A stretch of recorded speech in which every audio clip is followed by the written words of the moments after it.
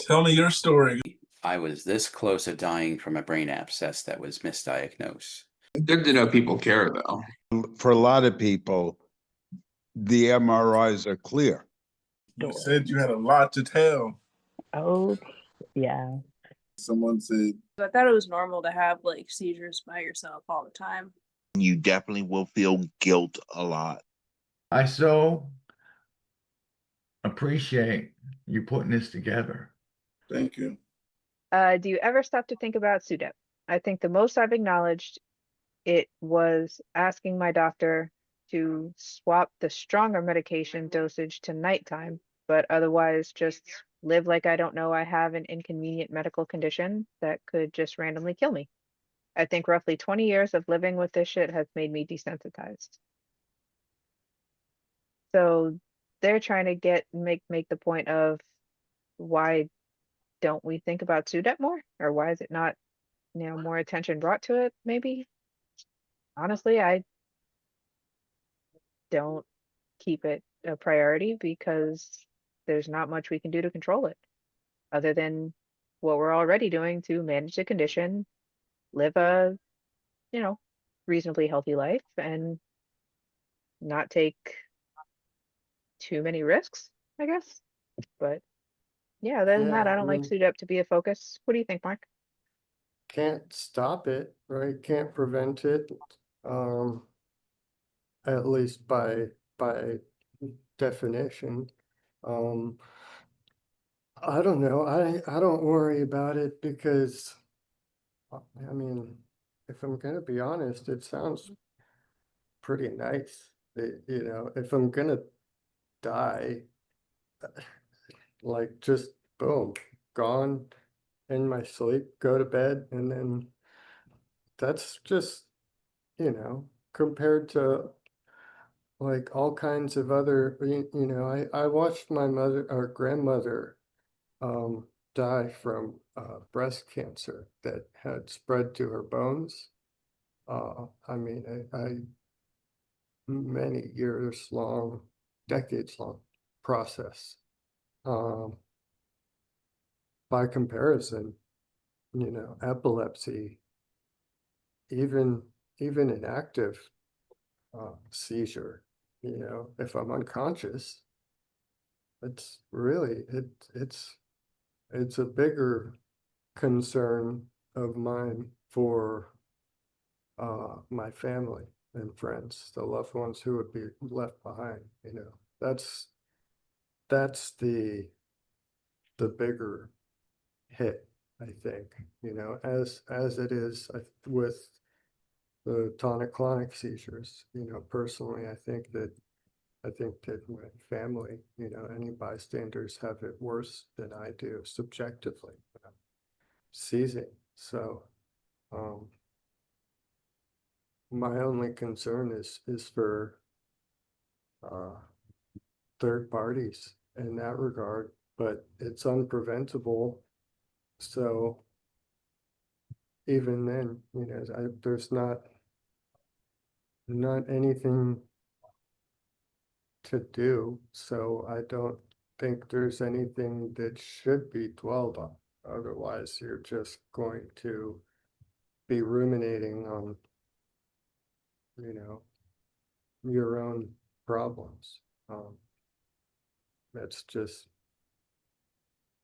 there's far more productive ways to use your time. What do you guys think?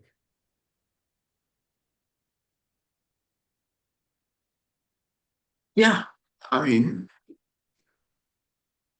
that's pretty much my thoughts. My seizures are controlled, but I could still go at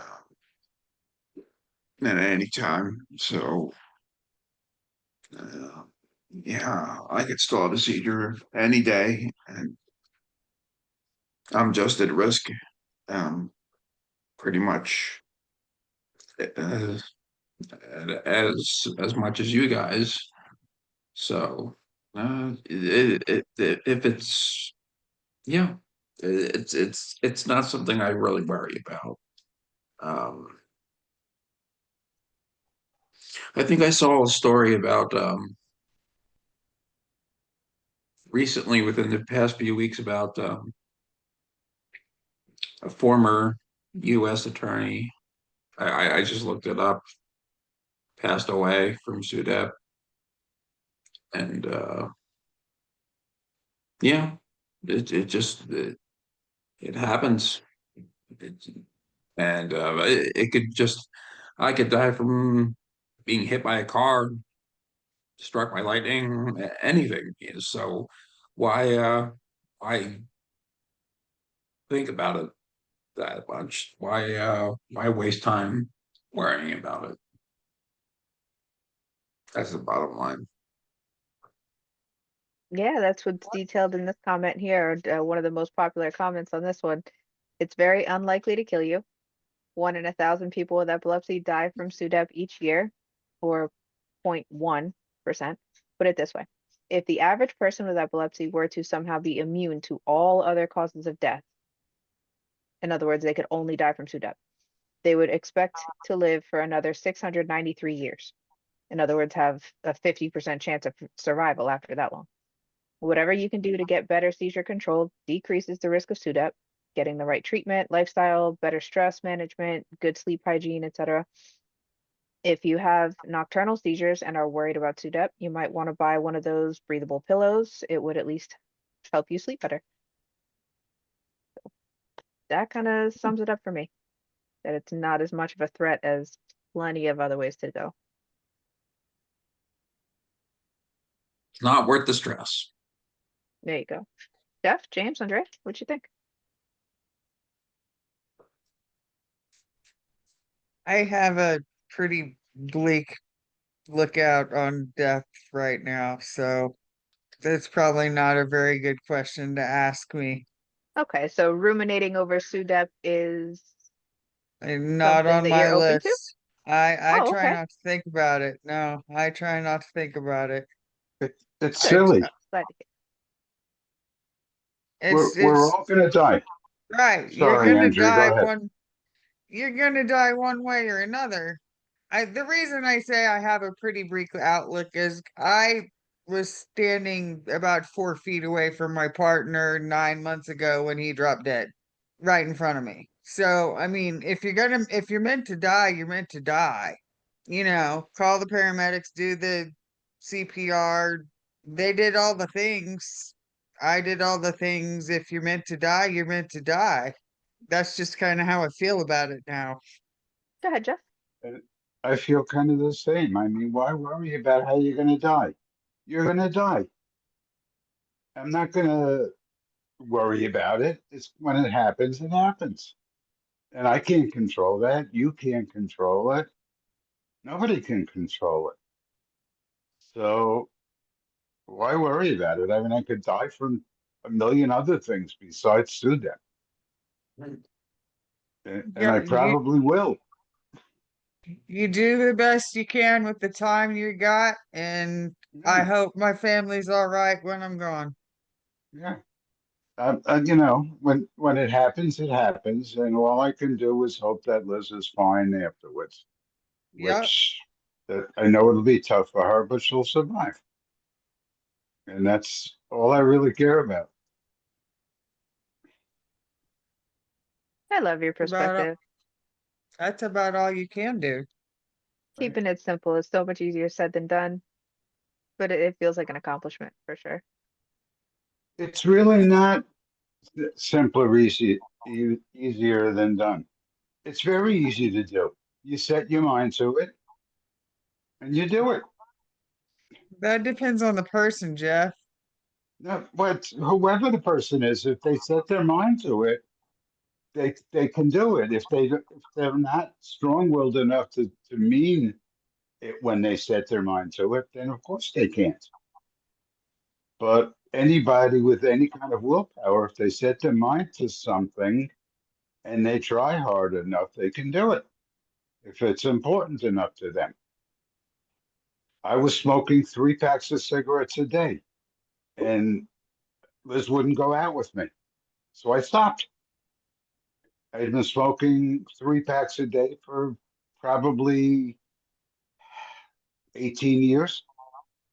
You know, if something's important, you stop. Yeah, I can And, see and that. if you worry about dying, that's stupid. You're wasting your time. But All right, we got another post here talking about sleep. My autism brain is so active at night. I have had epilepsy since age 8, and now I'm 24, with long-term effects of being on clobazam and lamotrigine. Plus, I heard from neurologists that insomnia can happen with epilepsy. Anyone else? And they said they were writing this at like 4:30 in the morning. Well, I know Pookie keeps talking about how his meds keep him up all night. Do you have any experience with that, Andrew? I used to, but since they put me on Xcopri, I just take that and I go into an Xcopri coma and I sleep like a baby So till that about balanced it out. 5 a.m. Yeah, what it is this I knocks hear me about out. insomnia? A post, somebody just asking for advice on it. And Andrea brought up again how Xcopri is getting a good reputation for taking at the right time. You will pass out for, I mean, would you call it a full night's sleep? I typically take it around 8 or 9 and I sleep pretty good until at least 5 usually. But that's what I mean. Are you taking it at 8 or 9 and not falling asleep until like midnight? Oh no, I'm asleep within a half hour. Half an Oh, hour, I'm okay. out. Take my Nice. pills and like half an hour, like 30 minutes to an hour, I'm out cold. Okay, so that's your full night's sleep. Right. Yeah, I'm getting like 7.5 to hours on average, according to my Fitbit data. Okay. And here's another one saying, I'm 45-year-old female, developed epilepsy at 39. Never slept through the night in my life. Being on Keppra for 3.5 years made me develop chronic insomnia, and it got worse when I swapped to lamotrigine. Ended up medication resistant, had right temporal lobe resection with amygdalohippocamphectomy. So they must Good have job. took You did part of the great. hippocampus Took out 10 months the ago. part of the amygdala and the hippocampus, I think. Oh, okay. So then she had the resection and that lobectomy version 10 months ago. My sleep got worse again after the surgery. Smoke cannabis and take 900 milligrams gabapentin, clobazam, lemboxarant before I go to bed. Have been able to achieve 6 or 7 hours in a row some nights, but I still wake up at least once or twice. Better than 10 or 20 times. If I ever do sleep through the night, I'm going to throw a party. Okay, so this girl's only had epilepsy for, the woman has only had epilepsy for 3.5 years, but she's always had insomnia. Yeah. And it sounds like just taking the best what she can get, 6 or 7 hours is definitely enough to celebrate.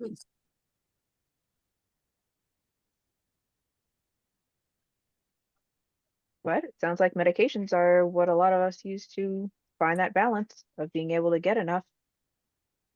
I feel like they either kill you or they make your life, you know, it's good or bad. There's kind of a not, you have to find the right balance. Yeah, because you're still opening yourself up to the long-term side effects of these newer medications. So yes, you're getting the sleep, but in 5 years, Right. you might have to check out your kidneys or something, or liver or whatever. I think liver is more popular.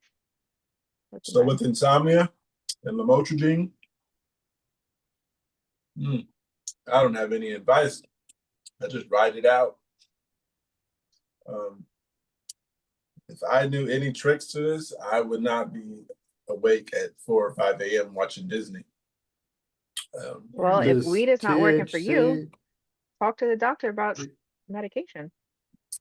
They got this one movie on Disney named Elio. Check it out. Yeah, first time last night, kept me up till 3. Good stuff.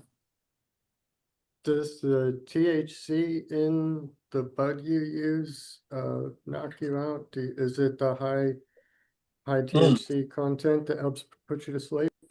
The thing about it is, I had some weed the past 2 days. So a few days ago when I smoked, I fell asleep and I sleep really peacefully throughout the night. I wake up, it's hard to open my eyes and crust in between my eyes. That's when I know I fell asleep because I'm high. And that worked for like 2 days, but other than that, I'm just vaping. So when I do go back to flower every few weeks or a few months, then I get that different type of weed high. But otherwise, I just be vaping and yeah. When I had 'Cause flower the other day. I just tried this THCA sand concentrate stuff from the dispenser in here. I'd never seen that particular form of extract. But I was gonna recommend it if you like if the psychoactive THC side of the medical cannabis use is what helps you like therapeutically most. Then the THCA sand is just like this white crystalline powder that I just sprinkled on top of a bowl of ground up flour, kind of like stirred it in a little bit, and it just melts right on top of it.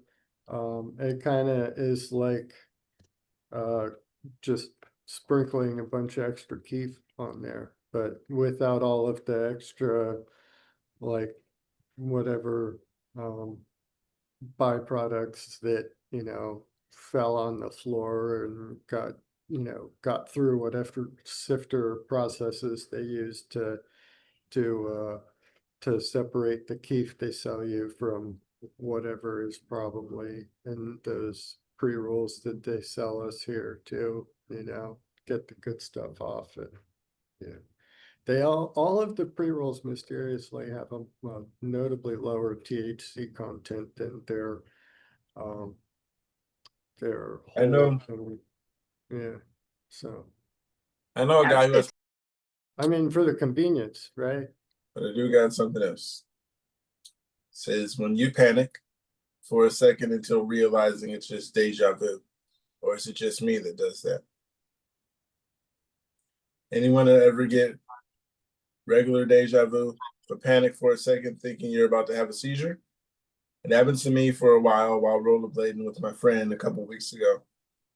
We came around a corner to see a playground I recognized from childhood, and I got so scared. I sat down on the curb and I said, end quote, I'm about to have a seizure. But then I realized I didn't feel weird at all.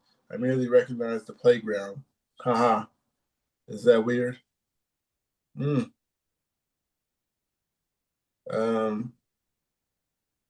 I guess I'd say that's kind of an aura-like thing. The question was, Anything is that deja vu weird? sounds aura. Anyone get regular deja vu or for a second thinking you're about to have a seizure? Personally, no. Deja vu at the thought of going to have a seizure? Nah. Then again, I haven't fully got an understanding if I've even having deja vu because I don't know exactly what it's like yet. Is it anything like the impending doom? I stare off into space a lot. Like, I don't know. I do morning exercises and like I don't know, I just go down these holes, these thought holes, and realize I've been thinking about something for like 3 minutes. Like I'll be doing my stretches and then realize I was like staring off into space. It wasn't a seizure, but it was just like, what was I thinking about? Just very, I don't know. I don't know. Maybe I'm just like ditzy or something. Maybe it's just nothing. Maybe I'm overthinking this. Talk about if that affects your sleep. Do you find yourself kind of drifting off to sleep when you're focused on one thought, or is it easier to fall asleep when you're distracted by a TV show or some like sleepy podcast or something? like I'm just thinking about one thing, and I've realized I've been standing in one place, and like I should be doing one thing, and I'm just like I was like thinking about like I just my mind drifts a lot, and I don't know, very drifty mind. Can't So focus. I went to the kitchen a little while ago. If you weren't paying attention, I had some lemon juice and I had some chips. I did not put them together, but it was just a funny thought that I actually had those two items and I didn't know there was lemon juice in there. And it says 100% lemon juice. You think I can make lemonade with that? Lemon, water, sugar?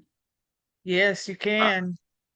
Hmm. Fresh squeezed makes better lemonade, I've been told, but you can make it with bottled from concentrate lemon juice. I think you have to boil and melt down the sugar and the water and then mix it. Is that right? Or is it? Yeah, that Yeah, makes the simple syrup, because if you don't do it that way, then when it gets like later, the sugar doesn't stay mixed up in the right or something. yeah, yeah. That makes really good I'm not lemonade. wording well. No, you're fine. You're fine. I usually make lemonade a few times during the summer, fresh lemonade, and I haven't done it so far this summer. Just I don't know. You use fresh squeeze. Yes, and I So have a lot of a mint patch out back, so it goes really well. Spearmint out back, and I love using that. I bet it's good. Yeah. I want to know who all has cameras in their house. I got something here in the meantime. I actually don't have something here. You know, a little bit of lemon juice over the top of the guacamole will keep it from going brown. Yeah, so if you ever do your own homemade guacamole, you know, go get some avocados and mix up whatever. And you know, you have the bowl at the very end of it, just you spray lemon juice over the top, and then the top of the bowl will all stay nice and fresh and green, pretty looking guacamole. Because otherwise it'll start to oxidize and it'll get a sort of Avocados looking moody. yeah, like a pukey brown, more of an olive than an avocado green. I was just smashed like plastic wrap on it. You I can't, still Yeah, if like the the air lemon can't, juice. that too. That I've too. The never lemon thought about juice the, adds a whole nother layer. The combination of the two, I bet I that never would. thought about that. I'll bet it's really good. Well, that's why I like those Ziploc containers too. Those genius containers that actually do seal the air out. Because I hated. I'm so glad we don't use plastic wrap anymore, but it does take a lot of prep I and hate it, that but yeah, sometimes I have to use it. definitely works better than foil. But here's one about a Canadian epileptic and DTC. Hello to my fellow Canadian epileptics. I'm just wondering if any of you collect Canada's Disability Tax Credit, DTC. I have TLE and am wanting to apply. I have seen different info online. Some epileptics are able to get the DTC and others aren't. Just curious to see if it's worth going through the process or will I be not denied. 25-year-old female diagnosed with TLE for almost 2 years now. Well documented because of a lot of ambulance calls. Recently got my license back after 6 months seizure free and can drive, but I do not work. I have tonic-clonics, but am on Keppra. Helps keep them under control. Doc said I'll be on meds for my life, even if it's controlled.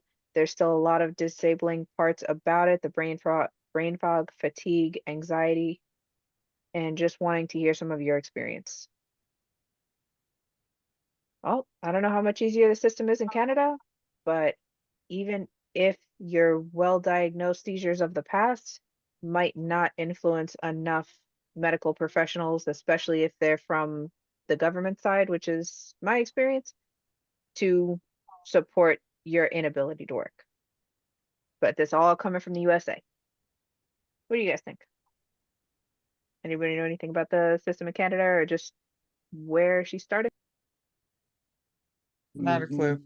Yeah, not, um, I mean, I haven't started the process. I don't know if I will start the process. I've considered it, but I've had recommendations made to me to not even start unless I have a lawyer, like advocate, in order to take on the case and push it through. It can be very difficult here in the United States, Oh, to, for disability here? yeah, Yeah. to demonstrate the inability to work when, you look like we do, you know, just a normal person you would pass in the grocery store. Except for those like 2 to 5 minutes at a time every, you know, several months you know, or just, you know, even sometimes actively out in public, just that person standing and staring off into space in a grocery store that you just walk past and don't pay any notice because, you know, people zone out all the time. The more documentation, the better. Yes. Yeah, this Um, comment looks like they said it well, saying, I could never apply, all the jargon was wishy-washy. They use the words prolonged and severe to be accepted. And that's the impression I have too, is that the doctor, like whatever medical professionals you do have on your side, have to actually be able to prove that it's prolonged and bad enough to stop you from working ever again. Because even I think I started that journey before the surgery, and that was a point of debate. The lawyer had to get somebody to say, even after the surgery, there's undoubtedly 100% chance that this is still going to have to be managed for the lifetime and be, you know, severe enough to prevent going back to work. So, what's up? Hmm. I'm gonna step out. Kate, you got this. You're great. There's someone here. And she asked a question that I was like, oh, so you do want to know about epilepsy. She asked me, what's my everyday, day-to-day life? And I was like, I'm kind of doing something right now, but I'll be right back. So I knew it was something that Kate could handle. Yeah, I'm gonna go tell this story because that was quite interesting when someone actually asks, how do I deal with it? I just told her 1 second because I do want to answer your questions. Let's talk about getting business cards. You got to go spread the word. I don't think she wants a business card, but since she's Well, family, it'll have the podcast. Oh, okay. Yeah, that too. professional epileptic, something like There that. you go. Gotta love it. Okay, yeah, so somebody else is talking about shave my hair. Has anybody else, okay, Andrea, I have to ask you this, or even what are you today? Green Machine.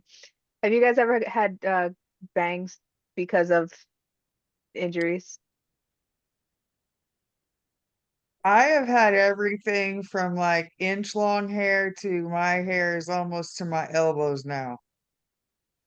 Ever styled it to cover scars or bruises? Sort of. Yeah. Okay. I because I would pass out for a second and I got a bunch of scars right here. You can't see them, but yeah, I would just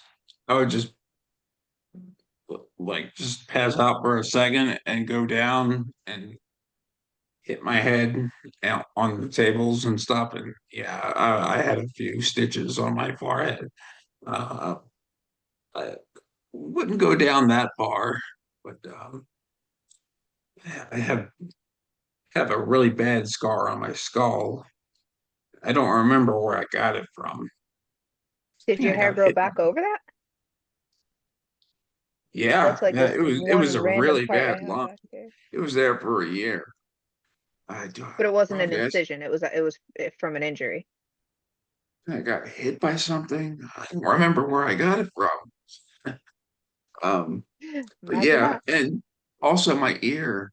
I Van Gogh'd it and just chopped off most of my ear, but it grew back really well.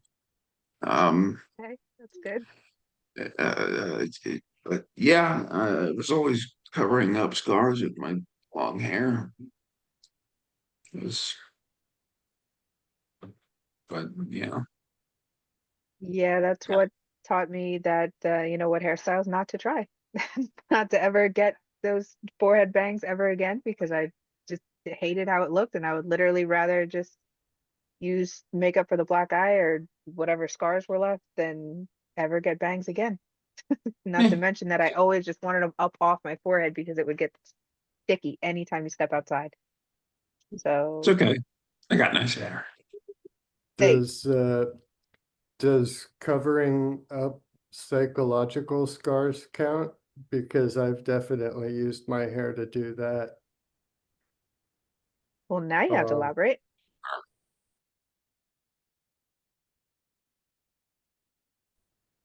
Okay, but we can't see what you're covering. Talk to us.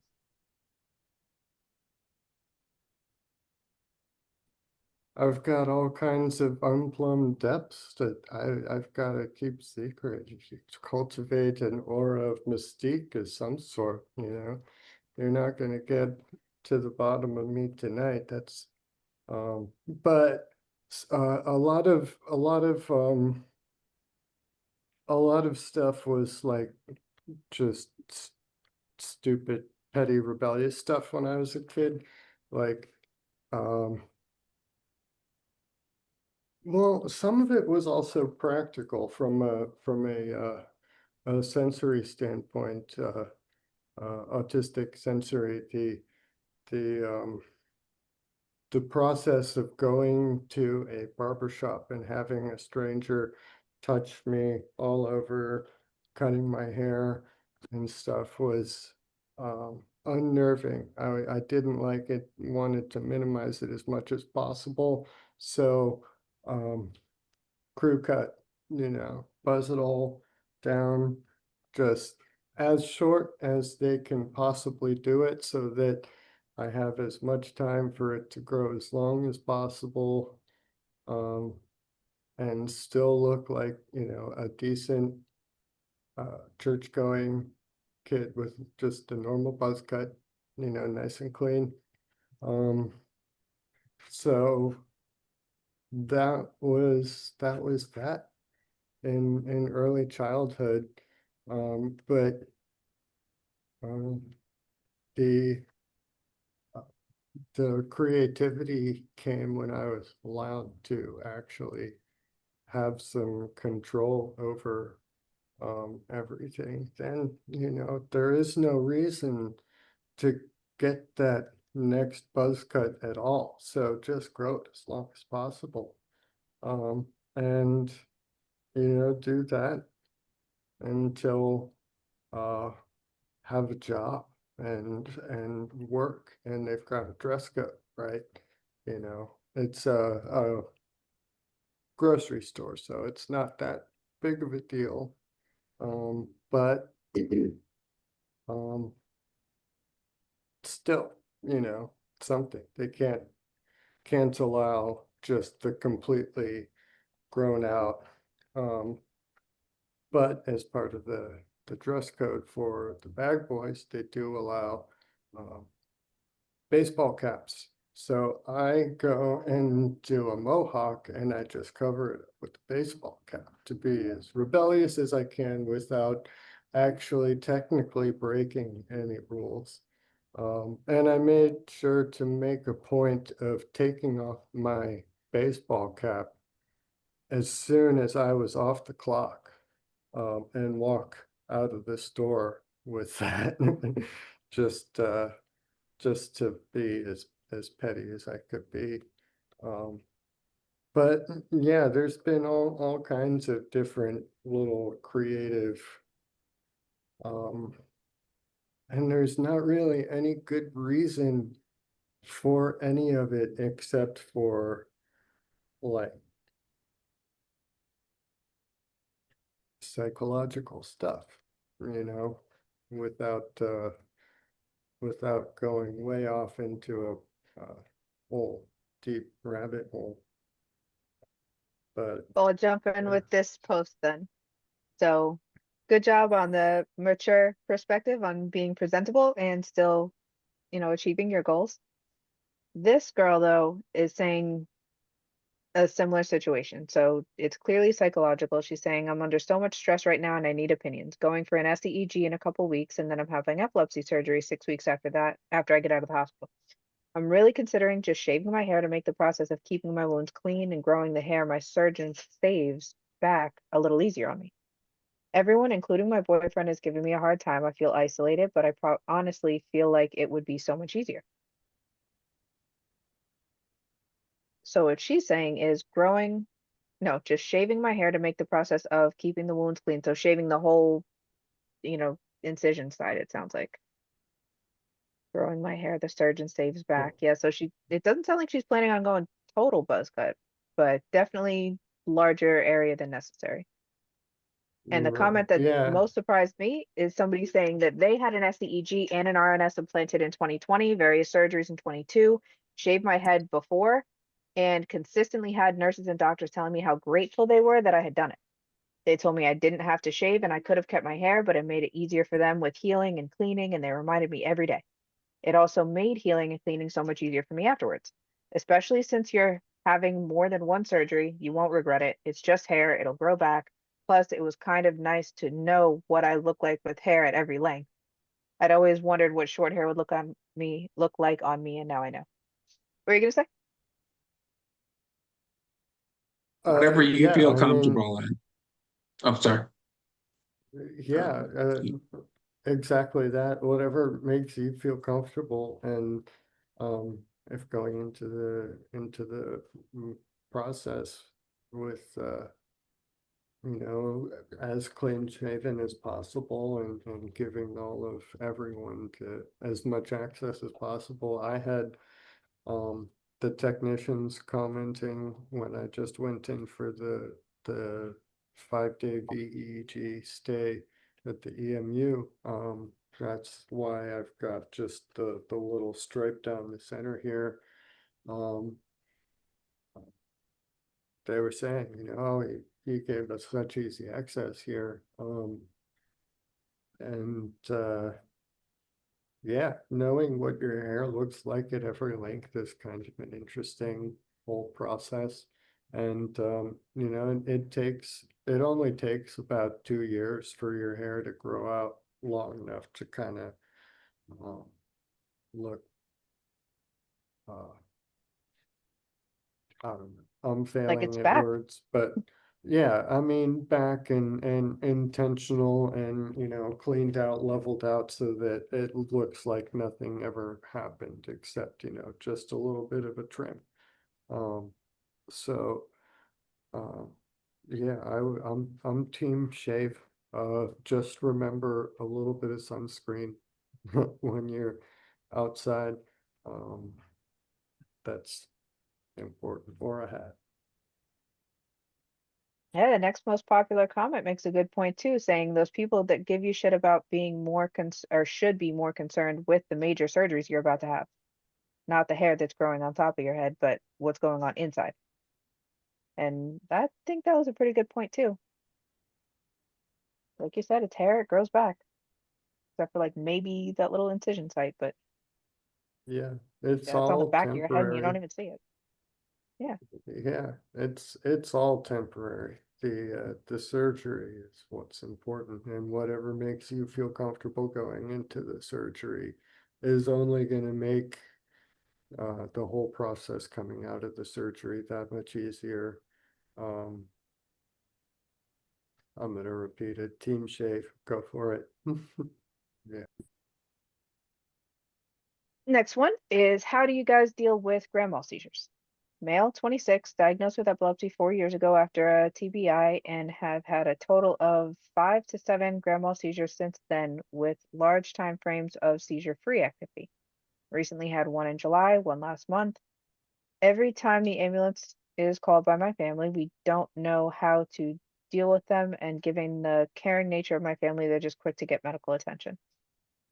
So this person just wants an overall, do we have to call an ambulance every time? And sounds like, how do you tell your family to deal with them? And the first comment says, I just haven't died yet. So that's one outlook. What you got? I mean,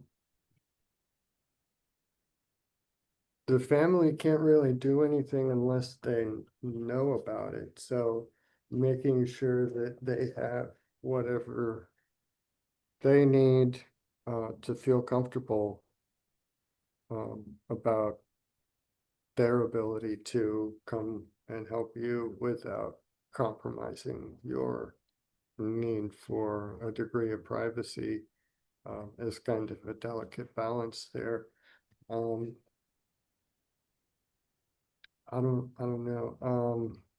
Safe spot is one of the most popular comments here. Just have a safe spot and let them happen. Only call the ambulance if there's an injury. Yeah. Right. Yeah. And hospitals are awfully uncomfortable, money wise, if you can afford it. But they're it does not make the healing process any more. It does not make it easy. You just go there and they tell you you had a seizure and they send you home. You're there for hours. Awfully uncomfortable. So Does yeah, anybody abide by that? Go ahead. no. So only if it's an emergency.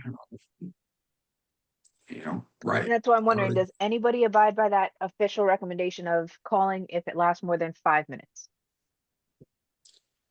I mean, I wouldn't know if it's lasted for more than 5 minutes unless I had my family around to tell me that. And I mean, unless they're there to watch it right at the beginning, nobody's gonna know.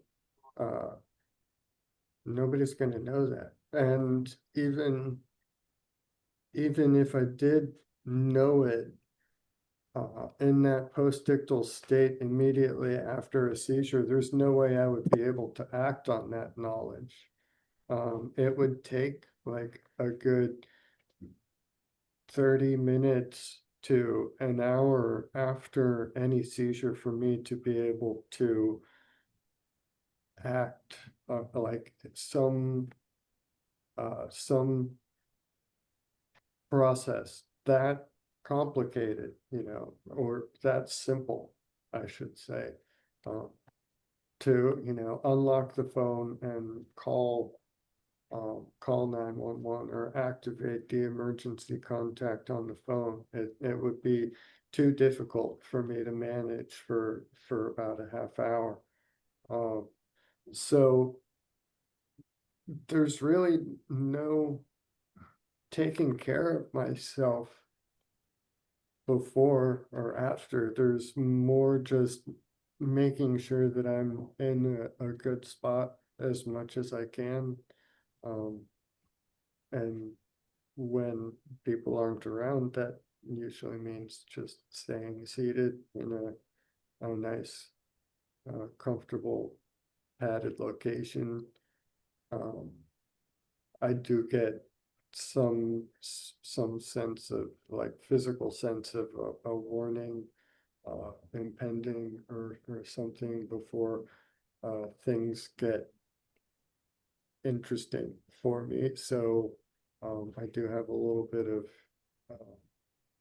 a luxury in that sense. But I would go and just lay down if I feel stuff happening, put on some comfort show on TV and yeah, try to stay leaning over on my left side, I guess, a little bit. I don't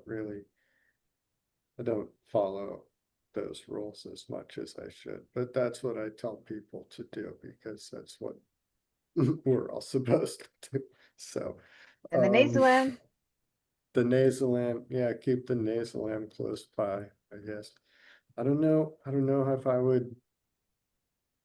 Yeah, I guess my neurologist, now that I remember, my neurologist said if I start having a tonic-clonic period, somebody nearby should give me the nasal lamp. Like if it's a tonic-clonic at all.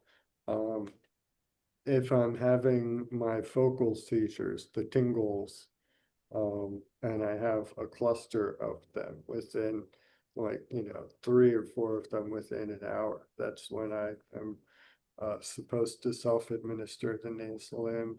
And oh boy, once that's happened, I'm done. I'm just, make sure I'm laying down before I zap myself, because I will definitely be laying down once it gets in my system. Um, so The nasal yeah. lamp, is that a newer drug? Because I never heard that. It's midazolam. Um, I'm forgetting the trade name of midazolam now. But yeah, Diazepam. it's the What'd you say? It's liquid Valium. no, Valium is diazepam. Yeah, that's This is what midazolam. Valium is. No, Okay. no, the diazepam nasal preparation is Valtoco, the trade Really? name. That's what Yeah, I was told. nasalam, it's I don't know, it's a benzodiazepine. They're all benzodiazepines. Right. It's just kind of Is The that that's what formulation is summed up here as Nasalam is administered. Okay, this is their take on it, saying Nasalam is administered intranasally, a significant advancement over older rescue medications like rectal diazepam, Diastat, which had limitations in social settings. So that's as close as it can get to diazepam. Yeah, it's pretty popular. It's definitely been yeah, around for at least the 3 years that I've had it. I would say there are problems in social settings with the rectal preparation, the Yeah, you don't want diazepam. to put that on a dog Uh, tag, Parents have to mm, wear a dog tag saying, don't call the ambulance first, this, and this. That's not the main reason you want to be turned on your left. Still blanking on the trade name of midazolam. Hold on, let me look it up. I'm just seeing midazolam in parentheses after nasalam. So you can dig deeper, I'm sure. All right, Pookie, how'd the meeting go? Now you got somebody a little more educated? Think so, I said. Versed. Yeah. Okay.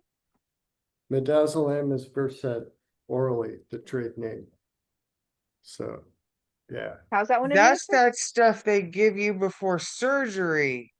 Yeah, Versed is the benzo, like the anesthetic benzo before surgery. Yeah, that's the stuff. I like that shit. My Good pain to know. doctor used to give me shots of that. I've had a lot of surgery. I'm always like, give me that stuff in my IV so I can go to sleep, doc. Come on.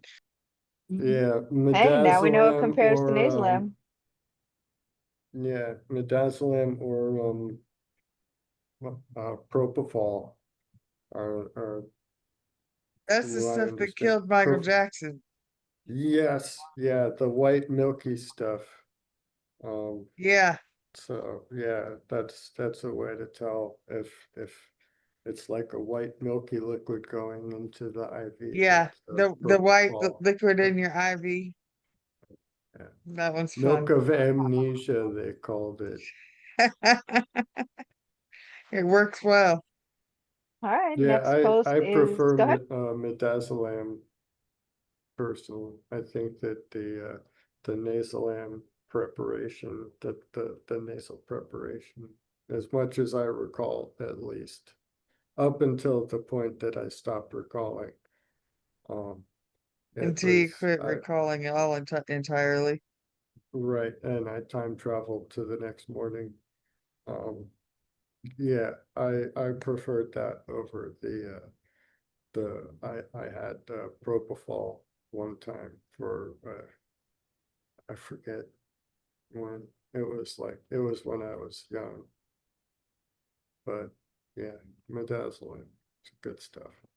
I got something. It says medication reducing seizures, and can you know when it's happening? My husband started having grand mal seizures in his sleep around January 2021. He has been previously prescribed Keppra and was effective, but I also made him feel not like himself. He requested a change in meds and now is taking Excopri, which is much happier on and doing his job. My question is that sometimes it feels like he could tell when the meds are keeping a full onset seizure from happening, and if this is something others experience. This morning, he woke up feeling like he had experienced a seizure, but without convulsion and is suffering from really bad headache all day. He is also running high fever, only on one side of his head, the left, and is, in quote, riding an emotional roller coaster. Is this technically a seizure being regulated by medication? And can you feel it by doing this? Help me understand what my husband is experiencing, if you can, please. I wouldn't say that's the meds stopping the seizure for the headache, because I think that probably is a seizure. Like she said, his seizures have always been this sleep. Yeah, that's hard to say. How do you know if the seizures are working? I mean, if the meds are actually reducing the seizures? You just got to go on amount of time and see how many seizures you're having in a certain amount of times. Okay, when's the last time you had a grand mal? Let's open the diary. How about you, Pookie?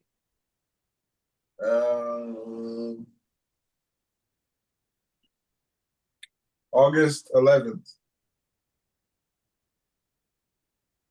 Don't take my word for it. Were you able to narrow down the cause of that one? I called breakthrough. Average seizure. There's no specific reason for it. My last unprompted, untriggered, whatever the term, January 17, 2024, the last ones that I had, period, were at the EMU in May of that year. I had 2 nocturnals back to back. But I think that I have had a couple more since then, but I have not had the camera until just a couple months ago. So no telling in that regard. But those are the definite ones in my case. That's a good amount of time. Looks like my last tonic-clonic is on the calendar at 2 in the morning on Monday. But it wasn't witnessed. I guess I wrote this one down because I had a swollen eye and I had gotten changed, and I wrote down some other stuff that got moved around, and I don't remember doing that either, and nobody else was awake to blame. And I wrote down some, potential causes, surprises that could have been stressful and maybe enough of a cause. So yeah, I've been good since Monday. What Kevin, about you, Jeff? That date Okay. for your last chronics, your TC? Let me see. About 6 years, 10 months ago. All right. Pretty sure. Almost, yeah, I'm very sure. Jeff, you still keeping track too? You have comments on Hello, that last post? hello, I'm Oh, here. okay. I generally have nocturnal, so the last one that I remember was sometime around January or February that I know of. That I woke up on the floor, two blue eyes and a cut nose. That's so that's I don't need to get goals. Sorry, Jeff, you're fading out a little bit. We can't hear you too good. There's another post over here about random seizures. Has anyone had a seizure even after taking their meds? Just had one at work, but I know I took my medication this morning. It was hot out today, around 97. I work in the food court at Costco, so it was 87 inside. So I was thinking heat stroke or heat dehydration, but the neurologist says no. Anyone else have advice? Don't dismiss that anything intuition that you have of what caused your seizures just because the neurologist says no. Yeah, you had something to drink after. If they did a test and said no, you're not dehydrated, that's probably because you had plenty to drink right after it happened. What's the first thing that comes to mind? Last time I had a seizure, I had taken my meds that morning, and I think it was only like 12 p.m. when I had the seizure. So I didn't understand what was going on. I was like, I just took my meds not too long ago, and I took them the night before. So yeah, mine are just seizures happening out of nowhere. Random seizures. They said you can't call them what they say, a year is before breakthrough seizures. So yeah. I even told the nurse I had a breakthrough seizure, and she agreed. So nurses don't know what they're talking about these days. They're just agreeing with the patient. Shouldn't be like that. Like I said, she should know it's a year, but she did not. She agreed with me. Oh yeah, he just had a breakthrough seizure. This one is saying, a comment on that post is saying all the time, seizure meds are not a particularly effective class of drug because we don't fully understand how the brain works and why most seizures happen. I have about 2 seizures a month while taking Keppra twice a day. My neurologist considers that controlled because I used to have over 5 a month. So they're saying that the AEDs are just not reliable, and don't be surprised. That's a good way of explaining it.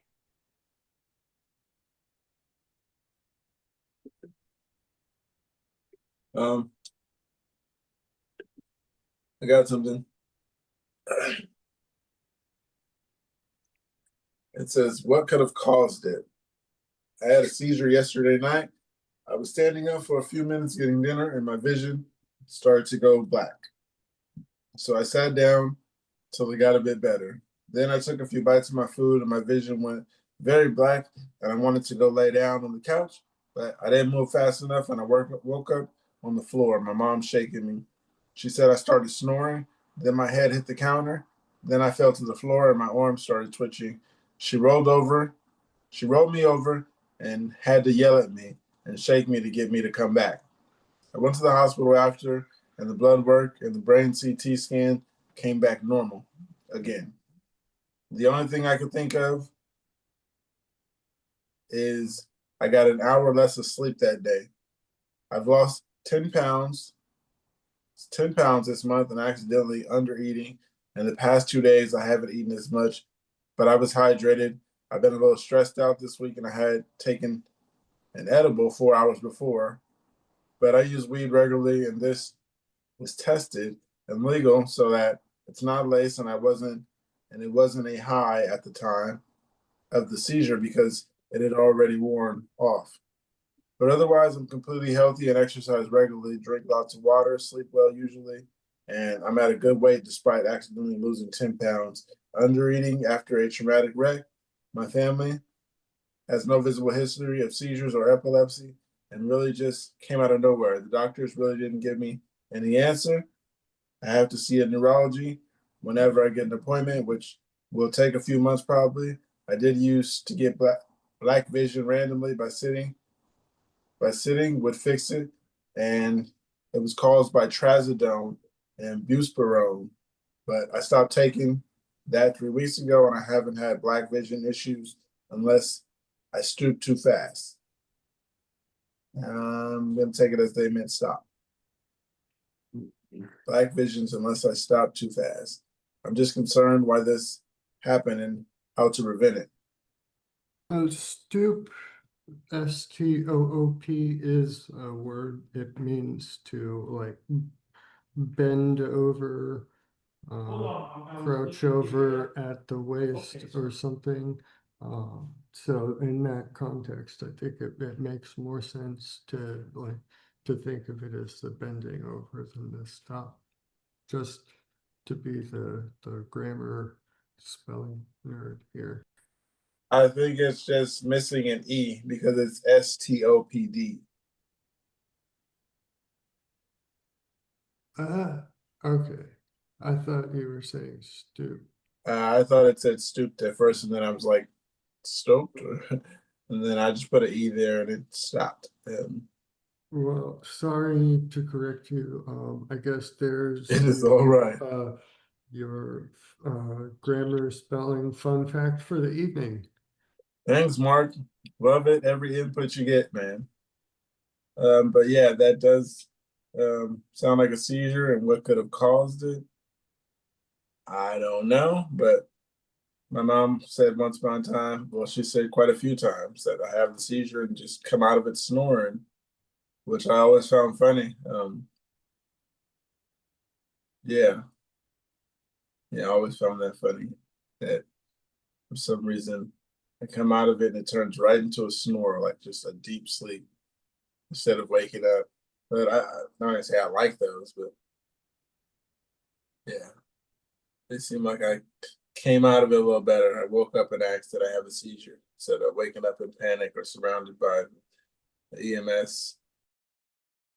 Any other experiences with this? Because first it sounded like they were just eating. So Well, if this person's not an epileptic, it could be anything. Could be people faint, people pass out. Yeah, with that loss of 10 pounds, change in metabolism, I don't know. Yeah, it's just, yeah, people do pass out sometimes. Get your blood sugar checked. Go see a doctor. That's what I would do. Yeah. Get all the stuff checked at a doctor. Yeah. But I can't conclude that's a seizure. Might have been, but I can't conclude that. don't know what have caused it. I don't know how to prevent one of those. We don't exactly know if it's a seizure, like Kevin said. There have been plenty of things. Shaking on the floor is kind of a sign, but it doesn't mean exactly a seizure. With less context,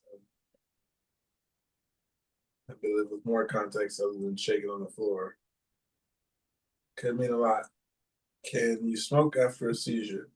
19-year-old female had a seizure for the first time during work. I'm okay, and they think the main cause of it was because of the medication I've been taking. They said it could also have been because of the alcohol withdrawals, which I doubt because I hadn't had anything to drink since a week before. I'm pretty big advocate for weed, and I'm fairly new to it. I've also only been smoking for about a month and a half, and I was wondering how long I should wait before I smoke again. I've woken up to something already lit and was like, let me hit that. For some reason, it helps my headache. Not for some reason. It helps being nauseous. It helps with the headache. It helps with the overwhelming feeling of the headache. Just like you can't fight it off. Just that I wouldn't let a seizure stop me from smoking. I mean, the first thing I do in the morning when I wake up is smoke a joint. And if I had a seizure, I would probably smoke too. And I mean, that's just how it is. I don't, I can't see where it's any harm at all. I got one here. One of the comments says, yeah, for me personally, I find it actually helps prevent seizures, especially CBD dominant strains. You should be okay. Another one here says alcohol withdrawal is a possibility because I had them a few days after drinking too, mixing meds with alcohol. But yeah, you can smoke. I don't know about you, but I get headaches after seizures. I puke a lot. But if your head doesn't hurt, you can cough without your brain throbbing or your throat being sore. I don't think it'll affect you in any negative way. I do it all the time if I'm not feeling sick after a seizure. The drinking is stupid. I had to completely stop smoking after my fourth seizure. My medication made it difficult to handle, and now I can't be high without feeling like total shit. My neurologist highly advised me against it, but I didn't listen at the time. But everyone is different. Rebel I don't against know. doctors. I don't know how much this person drinks, but absolutely, alcohol withdrawal can cause seizures, especially mixed with medication. A few weeks later, Yeah, if It you're an takes that alcoholic, long to get out of your system. yeah, And how much did he drink? didn't really say. Yeah, if they're at the two point drinks is where, fine. if they're at the point where they actually feel like physical withdrawal sensations from the alcohol, that's something that really needs to be addressed ASAP. Because, yeah, like, I mean, it's like Kevin said, it can cause seizures, the withdrawals themselves, even in healthy, like non-epileptic people, they can get seizures from alcohol withdrawals. So doubly so with epileptics. But yeah, tapering down that alcohol slowly and carefully to avoid the withdrawals is it's not an easy task, but it's something that should really, if you're taking your health seriously enough to follow the medication regimen that your doctors have given you, then you should take it seriously enough to be upfront with your doctors about the alcohol and about the alcohol withdrawal sensations that you're feeling when you do not drink that, because that is a dangerous situation to be in. And uh, there are no doubt people who care about you and who will want you around. So yeah, don't drink and epilepsy. We got one here about, do blue light glasses help? I have epilepsy, and over the last few years, since about 2019, when I started showing signs of epilepsy, I've been getting really bad headaches and migraines in school and work from what I can only think to be computer screens and the overhead fluorescent lights that leave me lying in the dark bedroom for all evening and night. Does anyone have similar experience, and did blue light glasses help you, or are there other methods? Nothing. I don't think the screen for extended periods of time has ever really caused issues with me, but I know the blue light glasses are recommended whenever you're in front of a screen for your vision too. I've heard there's glasses I should use for staying on the computer too long and all that, but I haven't had a seizure sitting in front of this computer. And yeah, I've sat here for a full 8 to 10 hours watching one video. So yeah, the computer hasn't bothered me. But lately, also, I've been taking my HDMI cord and plug it into the TV. So I also been having a bigger screen, which I don't know if that's a bigger problem. But I use my computer on my TV these days. So yeah, I haven't had a seizure from it in particular that I know of because I've been doing this. Um, Anybody else use those blue light filter glasses? I might consider it because I'm not photosensitive, but my eyes are sensitive. Like they get very tired very easily. And after watching so much of the screen, uh, so like I always do keep sunglasses around because like my eyes are actually a little tired right now, and might take a little break here and um because I didn't get a lot of sleep last night. I think I got 6 or 7 hours. So like, you, what you think that's not a lot of sleep? What? No, I'm I thinking see. that's plenty. I'm I thinking would 5 hours love for 7 me is like hours. a yeah, 5 hours is a must wake up for me now. I can't Um, remember the last time I had 7 hours. it ranges a lot for me. I sometimes I sleep like 10 hours. You'd be surprised. I take a weird cocktail of medicines. Um, Yeah, have they yeah. prescribed you eye drops? What's that? Have they given you any prescription eye drops? Because that's something somebody else is saying here that it doesn't necessarily have to be the blue light filter glasses, but anything tinted and the prescription eye drop gel they get. That actually has been suggested to me, and I do have really bad eye problems. Um, I'm like partially blind in my left eye from an eye injury many years ago, so I have to wear glasses and everything. So that's another whole story. It's not epilepsy related. It's just you know you know yeah, it has nothing to do with epilepsy. I got kicked in the face. Um, and so And yeah, you're positive that that wasn't a TBI that did lead to seizures? no, no, this was after I was diagnosed. Well, this was an incident that happened in my 20s, and uh, long story. And so